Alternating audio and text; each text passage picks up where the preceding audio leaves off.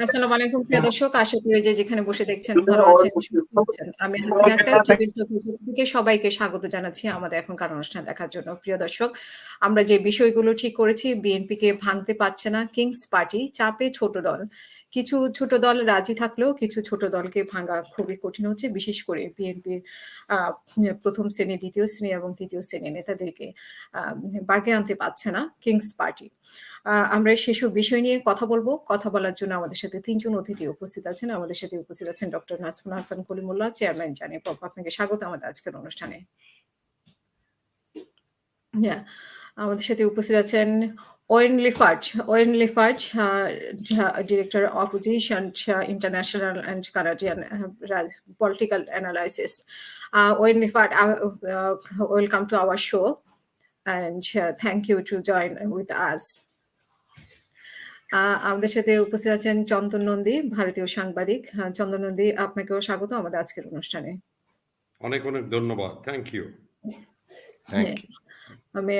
Only part, I want to know about Bangladesh. You know, you are interested in Bangladeshi politics, and you posted so many things, and you writing about Bangladesh politics.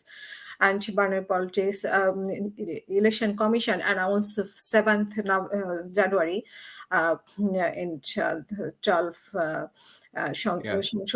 election, and maximum opposite leaders is in jail. So what think about this election?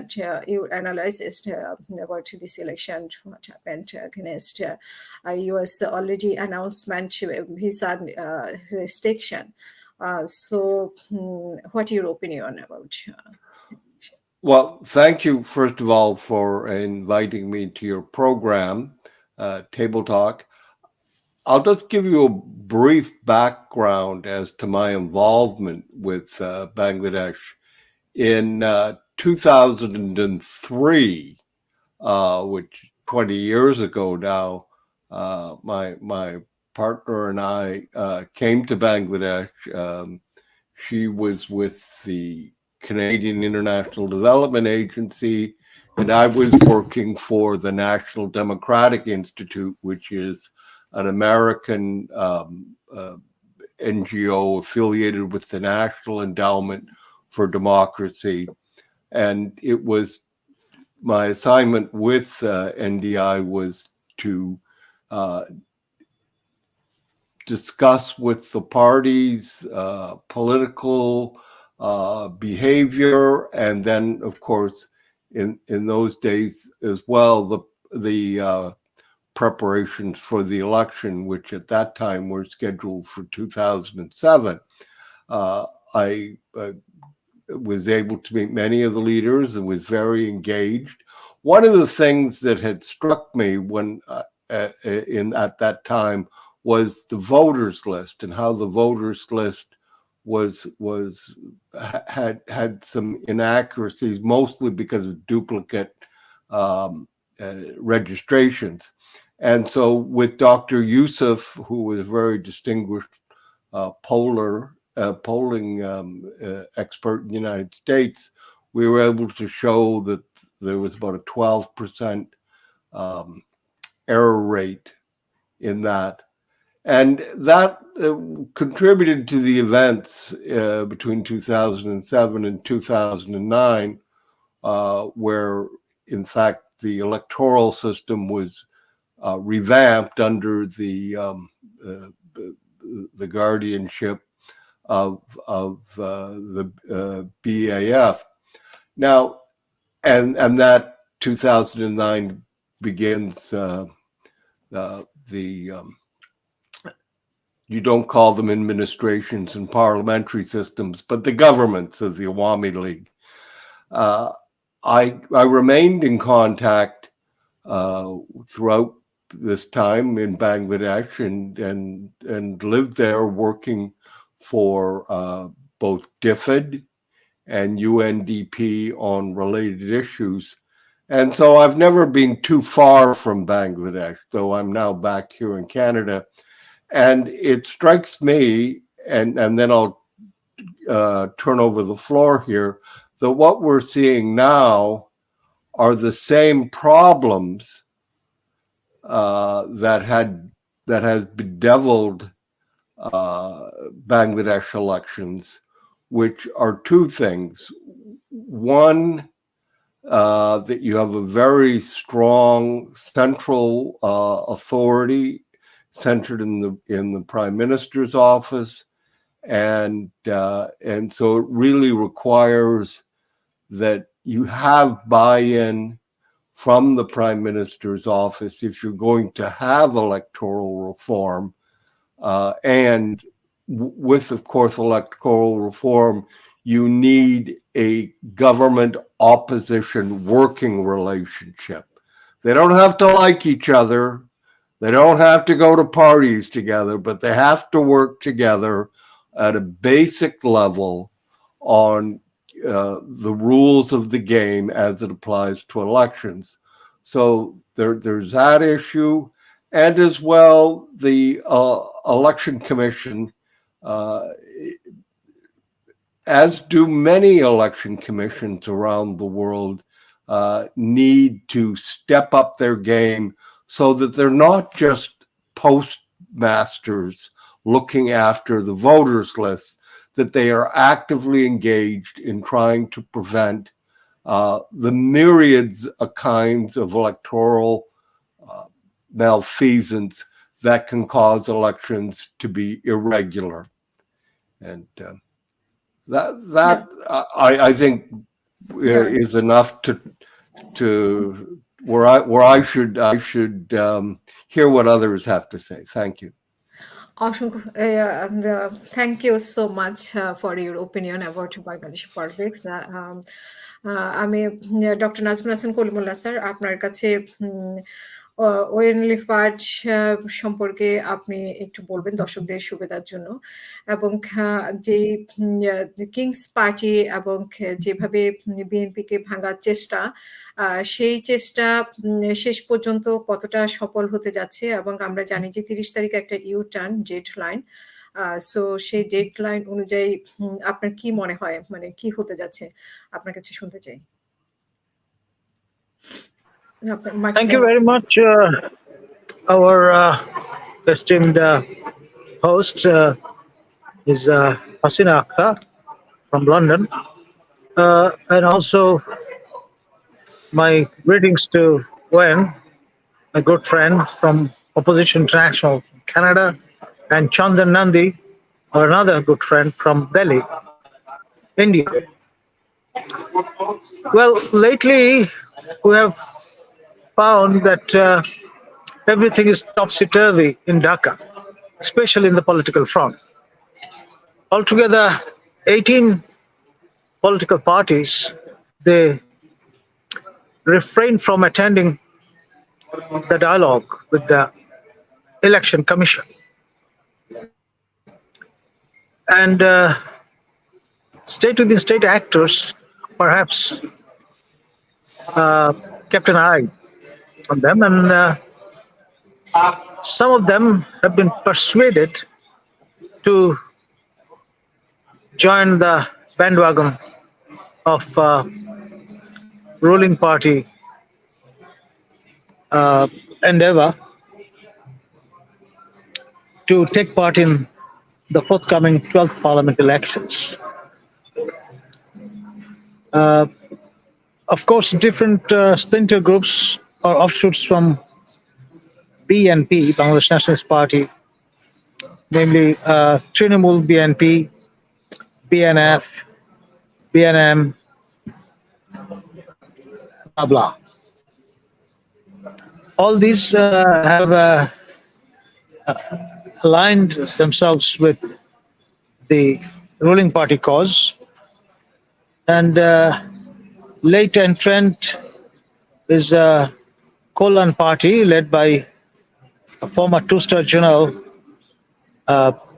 Mr. Ibrahim, who was with the combined opposition movement, dramatically crossed the floor and announced that he has developed fatigue in waging movement against the government. So we thought that the time has come to cross the floor, and he has done that formally.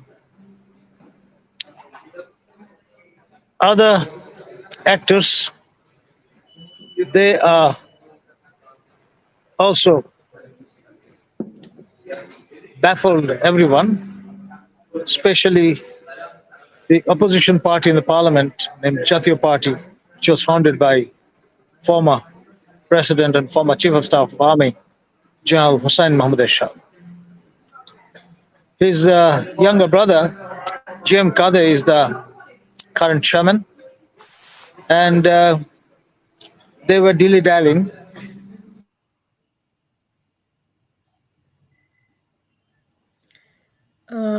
I didn't get you. I think internet problem. Dr. Nazm Hasan Kalimullah, you are hear me? Okay. Can you hear me? They were, they were Yeah, expecting an American sort of overture in the form of sanctions. It didn't come yet, so they've decided to join the Bandi bargain again. And they think that perhaps there are ample opportunities to cross the floor again if they want to, if the Americans show their hawkish face. So this is the latest. I mean, in the morning, the president of the party, Jim Kadir, had a chat with me over the telephone, and he stated that, well, we haven't done something which can be called U-turn, quote unquote. We are still we are thinking that since the process is on, we should be in the process. The ample opportunities to sort of finally decide what to do with the deadline of withdrawal of the nomination papers, i.e., that is on the 17th of December. Thank you. Thank you so much, Dr. Nazm Hasan Kalimullah. I want to say Dr. Chandon Nandi. You also every day writing article about Bangladeshi politics, and actually মানে আমি জনগণের সুবিধার জন্য আপনাকে বাংলায় প্রশ্ন করতে চাই, if you want you can বাংলায় করুন। যে পরিস্থিতিতে মানে জেনারেল ইব্রাহিম ইউটার্ন দিয়েছেন, এবং এখানে বলা হয়েছে যে ওনাকে যে পরিমাণ প্রেশার ক্রিয়েট করা হয়েছে এবং সেরকমই আরো অনেককেই করা হচ্ছে, সেই পরিস্থিতিতে আপনি কি মনে করছেন যে যদিও নাজম হাসান কলিমুল্লাহ বলেছেন যে একটা মানে টার্নিং পয়েন্ট হচ্ছে 30 নভেম্বর এবং আরেকটি টার্নিং পয়েন্ট হচ্ছে 17 December, so in those turning point we can do any মানে ডিফারেন্ট কিছু আমরা দেখবো কিনা scenario in Bangladesh politics. Thank you, Hasina, for inviting me for this show. I feel comfortable speaking in English than in Bangla. Please. But you know, for our guest Awan, I think our audience is maximum Bangla. Yeah. I'm so sorry when Leopard. Yeah, that's okay. I think we can still work out something of the in this. So basically, what we witnessed over the last let's say a week maybe, what we witnessed was a desperation as far as the Sheikh Hasina government is concerned. Desperation to try and cast its net wide enough to have as many parties, small, big, splinter groups. It didn't matter. The whole idea was to show to the world that this is going to be a participatory election, and that there would be different kinds and different kinds of parties which would contest the elections. Now that is one thing. The second thing was the crudeness with which this entire thing was done. We heard about intelligence and security agencies, getting, running operations, and getting these gentlemen to sort of to sign on, so to say. But and the means that were adopted, we have these are not new in Bangladesh politics, in my opinion. Mr. Kalimullah, Dr. Kalimullah would sort of be able to shed more light on that. However, I think it only sort of reveals the desperation, and as we get from one date to another, November 30th is an important date, and in the process, and so is December 17th. Now, within this, they have to organize some sort of a process. They have to put together a process. The Army League has so far not been able to induce the BNP to join the election contest, and it seems unlikely that the BNP is going to sort of oblige. Having said that, we have to also see. We know that these developments are being watched keenly by foreign actors, so to say, and these will certainly determine how they sort of see the elections from now onwards. What has happened in between is that a team drawn from the International Republican Institute and the National Democratic Institute have sought permission from the Election Commission to be observers, election observers, and they have tried to. Their intent is to basically send a team to Dhaka for 6 to 8 weeks and observe, rather assess the levels of violence that might happen before election date and after election, as well as on election date. Now, this raised many eyebrows in the first place. It certainly did mine. That following the sustained pressure that the U.S. had applied on Bangladesh or on the ruling Awami League, why did two bipartisan organizations, why are they interested in observing the elections now? Does it indicate, and I would sort of also ask this question to Awan, does this indicate that the bipartisan delegation or team would have no problem with the elections happening, but but at the same time trying to record the levels of violence that might or might not happen at that time? Yeah. Let me try and answer your question first about the NDI RRI mission. You're correct. The mission bills itself as a technical mission to look at violence. There's a problem with all these missions. They find it very hard to be candid, because if they actually said what they think, they'd be tossed out and they probably wouldn't be invited back.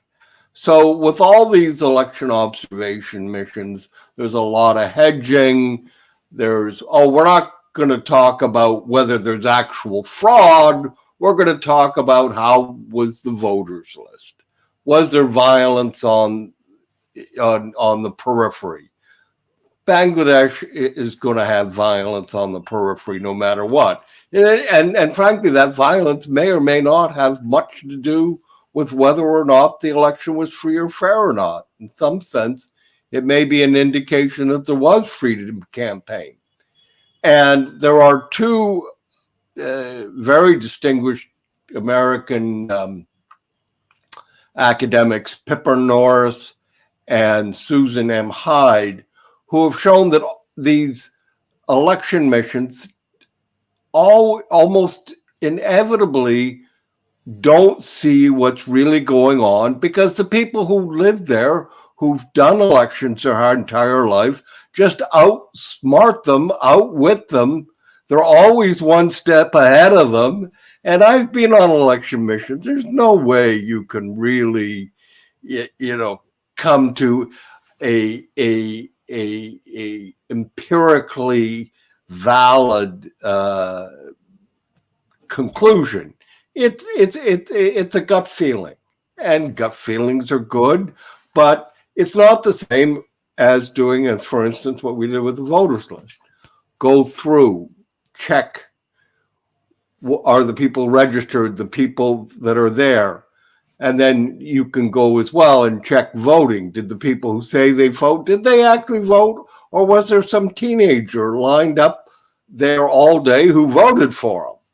Those are the kind of things you have them. And then there's a famous movie, Gangs in New York, and it's about a new election in 19th century New York, and a young man comes rushing into Boss Tweed and say, "We've run out of ballots," and in precinct 15, he says, "Forget the ballots, we win on the count." And just all sorts of things like that. And so I admire NDI and IRI for doing that, but they are circumspect, have to be circumspect in what they say. And this is where civil society, such as, and can I say that Dr. Kalamola hides his virtues. He was really one of the first people to start observing elections seriously in Bangladesh. And I've known Nazmul for 20 years. I remember when he came into my office. My God, we were all so young back then, Nazmul. And so he really has a good grasp of this, and his voice, I'm glad to see, is getting out there, because it does need to be told. Anyway, and just I'll let that go, but I just wanted to say one thing about the party lists. And I did my dissertation on the British general election in 1918, where getting the coupon, the right to be a candidate, led to the destruction of the Liberal Party of the United Kingdom. They never recovered from the controversy over the coupon. And that's what's happening right now in Bangladesh, because all the local constituents say, well, look, we're not going to accept somebody else from another party. We're going to run it no matter what the central office says.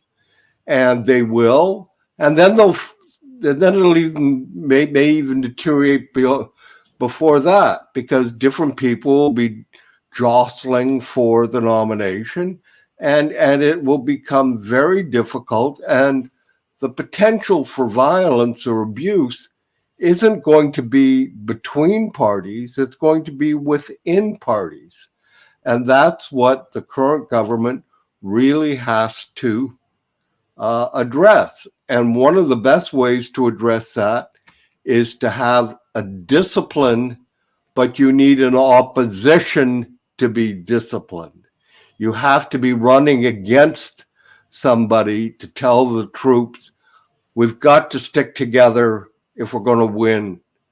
If it's just in between themselves, there are so many temptations just to go your own way. Yeah, but I think I'll just add one more point to what you said, Aaron, and that is, we are seeing high numbers of potential candidates, or people who are seeking to get nominated on the Awami League ticket. These are very, very high numbers, probably going into double digits even from one party. So that could also trigger violence, because there's a lot of people have put in a lot into this election. A lot is at stake as well, even though Yeah. these elections might not will certainly not be of international standards. We know that because right from the word go on, I mean, long before the elections dates were announced, violence had already occurred in Dhaka. Now that particular strain of violence continues to today till today, because the circumstances that have been created around that violent day, they still continue, they still persist. We Yeah. have seen, the number of arrests of BNP leaders and Absolutely. supporters across Bangladesh massive. So the ruling Awami League has in a way crippled the opposition. So that is one form of violence. They are in jail. That is one form of police Yeah. repression. So all of these things will lead the process. It has already tainted the process, and we really don't know what might happen on election day if elections happen. Yeah. Hasina, then I'll give the floor here to Nazmul. A guest you should have is a Professor Nick Cheeseman, who's at the University of Birmingham in the Midlands. And he has an organization called CEDAR, CEDAR.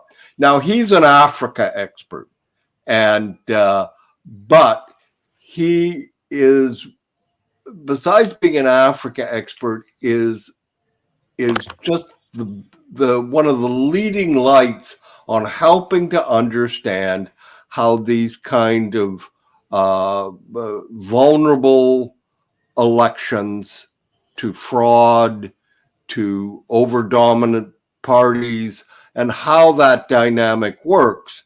And he just did a report about Africa, where in country after country, the government party wins, and all the opposition parties say, "Hey, we want in on the candy bowl too. We're all now going to be government party members." So you've got a legislature full of government party members, and they've all got their hand out. And this is a long-standing difficulty in Africa, and it's rather sad to see that Bangladesh, which has avoided it, is now seems to be going down that path at a time, frankly, in Africa where there are improvements being made. It's a curious situation. Yeah. Dr. Nas, Chandranundi, you have any question? No, I'm fine. I mean, Dr. Nazrul Kalimullah, you have any question for any part? Please. Well, I would like to know about the story where when featured prominently with reference to Justice Aziz run Election Commission. I remember he went to the Election Commission along with Her Excellency Buteness, the American ambassador to Bangladesh, and made a history, I would say. And he was instrumental in scrapping this nearly almost 1 crore fake voters from the voter list. Yeah, booyah voters. I remember share, that. I remember the word. If you can share your experience, that'll be quite useful for the audience. Well, thank you, and I'll be quick about this. In India, we call them ghost voters. Ghost, voters. Well, I think booyah, unless I'm pronouncing it, means ghost. Phantom voters. Yeah. It's it, I met one man in Bangladesh. He said, "I've been registered to vote since Pakistan times, and I've always been so pleased that some young man has gone in and cast my vote, even though I really didn't want to leave the home."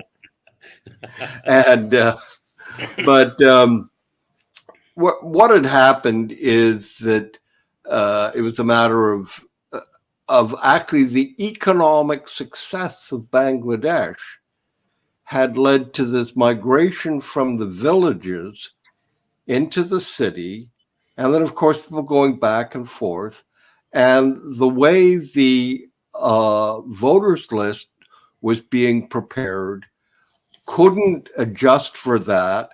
And then because of those discrepancies where you had multiple voters who weren't there, though you had a list of names, and those were being exploited by all the political parties. You know, they were using it as a vote bank of people who could vote who didn't really exist. And this had started to take on where you had results in some of the polling centers where you had one in particular had 200%, not just of the registered voter, but of the entire population had cast a vote. And so you had these difficulties. And we were able, and Dr. Yusuf deserves all the credit here, and sadly he's moved on, but doing a mass survey of 25,000 people to find out that error rate, who was registered and not there, who was there and who was not registered. And it became such a factor that the chief election commissioner they began to be problems with that because they had difficulty correcting for it. And then ultimately, yes, the army stepped in when it was seen that a major rework of the voters list was possible. And there's other issues, but I'm not. We'll just say that I did feel that pointing out an empirical reason why an election was not fair was convincing, because all the parties will say, well, the election's not fair, they're doing this, you know, they're this, that, and the thing. But unless you have some kind of actual proof, you don't move the public. The public's heard its entire life about, oh, this group versus that group, and decide now, and one's going to heaven and the other's going to hell. And they just tend to say, well, this kind of goes on and on and on. But you show them something that is proof and they can understand, and they'll respond. Yeah. And that's not what we're seeing in this election now. It's trading of accusations. So the arrest numbers are starting to break through the usual indifference, because there's a lot of arrests go on in Bangladesh, and the numbers can sometimes be confusing, because Bangladesh is 175 million people. I tell my friends, and they don't believe it, but 5% of the world's population who can call itself democratic is in Bangladesh. That is a huge amount of people to move from the democratic to an electoral autocracy category. And that is why this is an important discussion. And I know Nazmul and Chandran are hard at work. And anyway, thank you, Hasina. Thank you. Our foreign minister said after elections, international community and international country, US like this, USA, UK, will be normal and accept this election. What about this? Your opinion? Well, the international community is watching, yes, with some concern. Now, that said, this is a time of great distress worldwide, events in the Middle East and elsewhere. So Bangladesh is not going to perhaps get the attention that it deserves. I think there is a general sense of well-wishing. Certainly, America has invested, Canada has invested a great deal in the integrity of the elections in Bangladesh. But at some point, you offer the help that people ask for. And the signals that have come out of the government of resentful of U.S. efforts to improve the government opposition dialogue and to provide technical services for electoral integrity, that say, okay, you know, we're not going to go where we're not wanted. Now, I think that's a mistake. I think more dialogue rather than less dialogue is necessary, but there is a risk that Bangladesh may find itself very isolated, and which is a shame, because I truly believe that the people, the public in Bangladesh, aspire to be a democratic country. If you ask them, do you believe Bangladesh, if not completely now, should be a democratic country, they will overwhelmingly say yes. Nobody that I've met in Bangladesh was truly interested in living under a system similar to the state-managed politics of a one-party state, such as you see in China and Vietnam. I just have yet to see any evidence of that. Yeah. Thank you. We have a few audience. If you allow, I can take a question and give the answer. Okay. Sure. Yeah.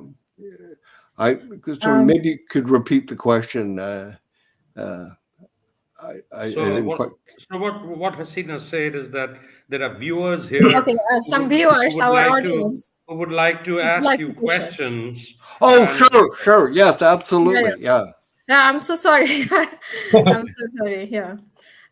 Some audience wants to question to you and try to answer. Bilal Hussain. Yeah, thank you for joining me. Can you hear me, please? Yes, I can hear you. Yes. Thank you, honorable guest. One, I would like to ask you a valid question. You know, 2009, in a coup, 57 army officers died in that coup, and their children, as well their wife, also raped in front of them, and the dying soldiers. Have passed 15 years. The present government don't have hurry to judge this, and justice system delaying. But you know, in 2013, burning bus and something for this hundred of opponent party, they are charging in and they are doing justice at night, and they are doing hurrying, and they give them punishment. What do you think about the judgment of Bangladesh? How can Thank you for your question. I think Yeah. your election-related question is acceptable. I will say only on that question because the the incident he refers to in 2009 came right after the election, and it was very disruptive, and it was never clear, I think, what really caused it. There was a tremendous loss of life though, and that should not be dismissed. To the degree that it was political, that is a very difficult question, sir. And what the interests were, what were the triggers, that's well beyond me. But I did know that there was a political ramification to it that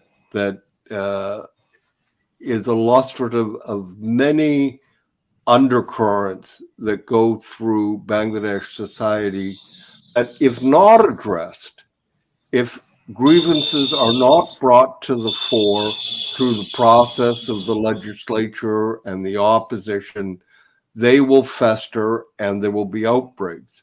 And this is, again, all the more reason for a strong opposition and a strong government, which go hand in hand. Thanks, Rifat. Nasir Ahmed, আপনার Thank you, ma'am. Thank you all. আমার My মনে হয় first question for আমার yes, মনে হয় ma'am. আপনারা My first ইলেকশনের question. মধ্যে থাকলে ভালো হয় about election. Okay. Yeah. Go Uh, ahead. Thank you, ma'am. My first question for Wen Lippert, sir. My first question, I want to know if the BNP does not go to the election, this election will be acceptable. One question.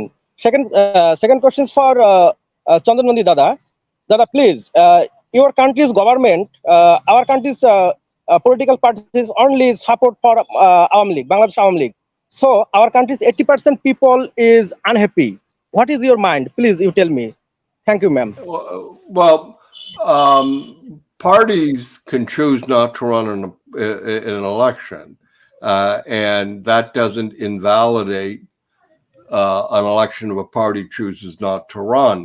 And there may be many reasons to do that. What I gather, what the BMP is saying, and it's worthy of investigation, is that we are de facto not being allowed to contest this election because the leader is not able to leave the country in order to get proper care, that our ground organizers are being arrested, and there's some kind of campaign against them. So there you can see their arguments saying, well, why do we want to expose ourselves to this kind of attack? Now, I will say, I've never been a fan of creating a caretaker government because under the parliamentary system, the king never sleeps, and you do need some kind of ongoing government, even through an election. It's part of the parliamentary system. Elections don't change the government. It's the vote in the House of Commons or the legislature that changes the government. That said, there is great scope for the election commission to be far more independent and far stronger to provide the kind of impartial and really quite significant enforcement of the electoral law. So maybe a caretaker election commission is the way to go, but that may be a way to provide a level of manageable mistrust, an equilibrium of mistrust, but still works between the two parties.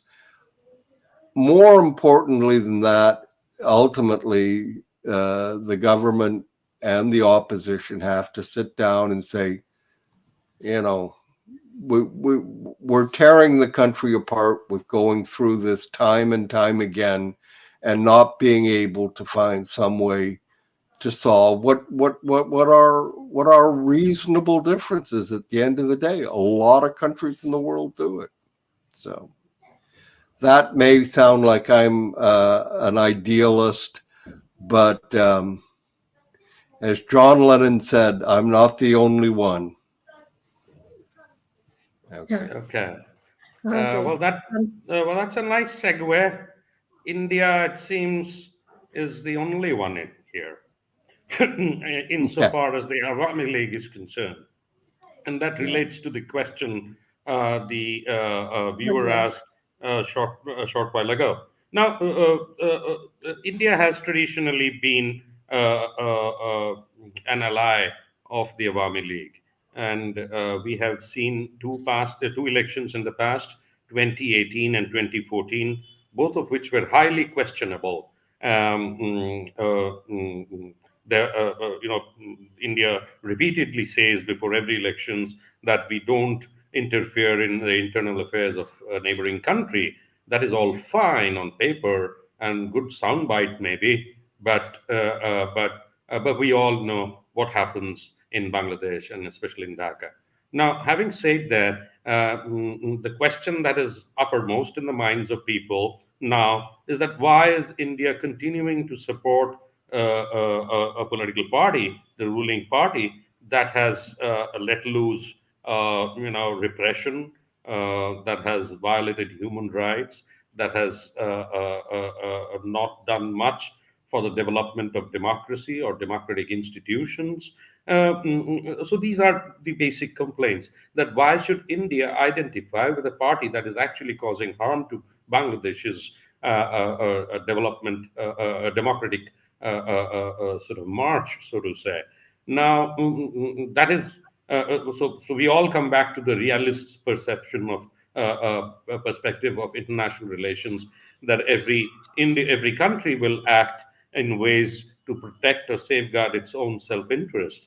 In this particular case, if we take geopolitics as an issue here, we are immediately confronted with the presence of China and the impending sort of role that China will play in the future. I mean, China's role in the future in the event the Awami League returns to power. Now, that should be worrying India. However, we see a very puzzling sort of reaction, or call it a stand, where India is supporting Sheikh Hasina and yet is going to be prepared to sort of be open to any kind of Chinese advancement in terms of in terms of loans and in terms of other development activities. Now, that is a puzzle that I have not been able to solve at all. And I was wondering if Dr. Kalimullah might like to shed some light on this particular point and take our discussion forward. Yeah, Dr. Nazma Singh Kolimullah, always people think save and also government thinking like this. India save always the current government Sheikh Hasina.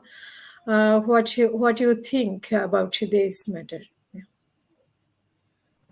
Well, people's perception is like that, of course, but the official position of the Indian government is they want to have continued friendly relation with the people at large in Bangladesh, not only with the government. Government may come, go, but people stays.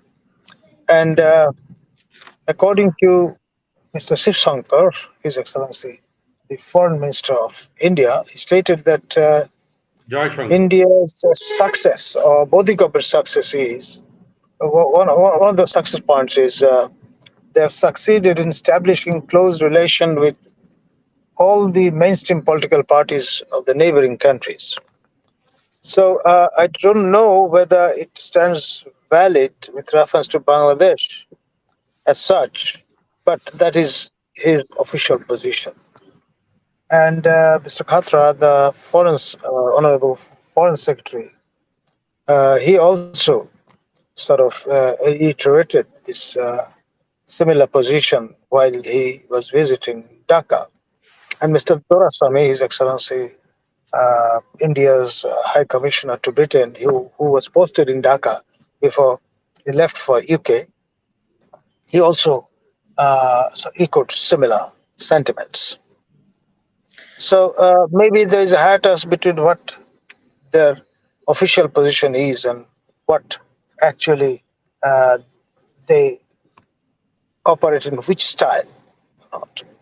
Thank you.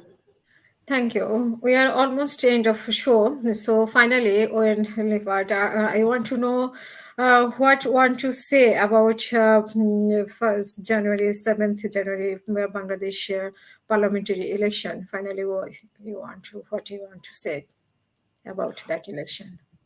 Well, the I'm going to speculate here, and you should never do this, I suppose, but I will. I think Bangladesh has shown that it has a habit of having two elections to get the result of one election. And if you expect that it'll happen again this time, they're going to have two elections in order to get one result. This situation is not going to be over anytime soon. And it's also, I think, reason to be a little optimistic that even when it seemed so conflicted and no ability to talk across the lines, there's always been a way over now 30 years where they do find some solution, not a neat, clean resolution, not one that holds and has to be, it will have to be redone again, no doubt. But it does work.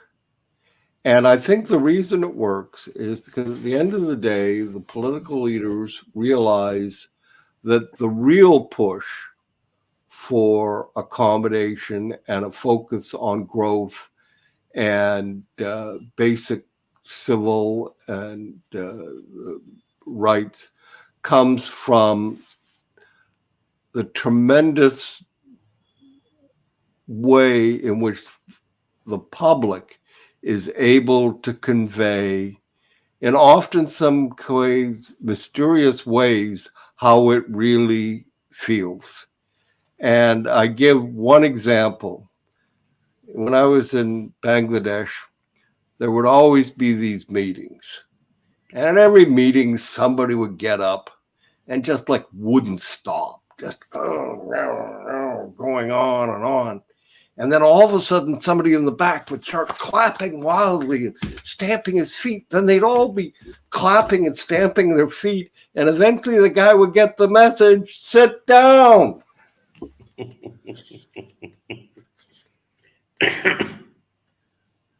Yeah, Chandan, the same question for you. Yeah.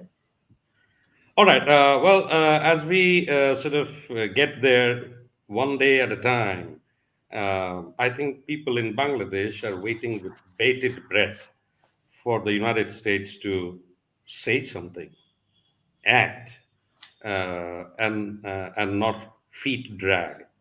So that is one point that I would like to sort of say at this juncture. And the second is, as we slowly get to election day, the big question is whether these will be absolutely peaceful elections, whether it'll be whether the days leading up to the elections will be violence free or not.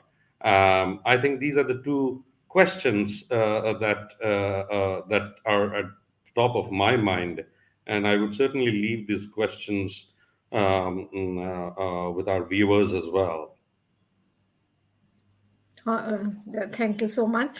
Dr. Nazmur Hasan Kalimullah, you are one of the observer election and from long time. And what you said about this election and what the scenario, you know everything. So what you want to say finally about this election? Well, there are a lot of if and buts still got to be answered. 30th November is the last date for the submission of nomination papers. And 17th is December is the day of withdrawal. So if we go back to the instance of 22nd January 2007 scheduled election, debacle happened on the day of withdrawal. The Awami League decided to withdraw from the race, and everything crumbled, and that paved the way for the induction of so-called 111 government, which was predicted by His Excellency Harry K. Thomas, the American ambassador, year back. So I would be sort of waiting till then to say the final words. Thank you. Thank you so much, Oyen Lifat, Chandan Nundi, and Dr. Nazmur Hasan Kalimullah. We are really grateful to you joining with us, and our audience, viewers, thank you so much you joining with us. Please watch our next show, and yeah. Oyen Lifat, you want to say anything for our viewers?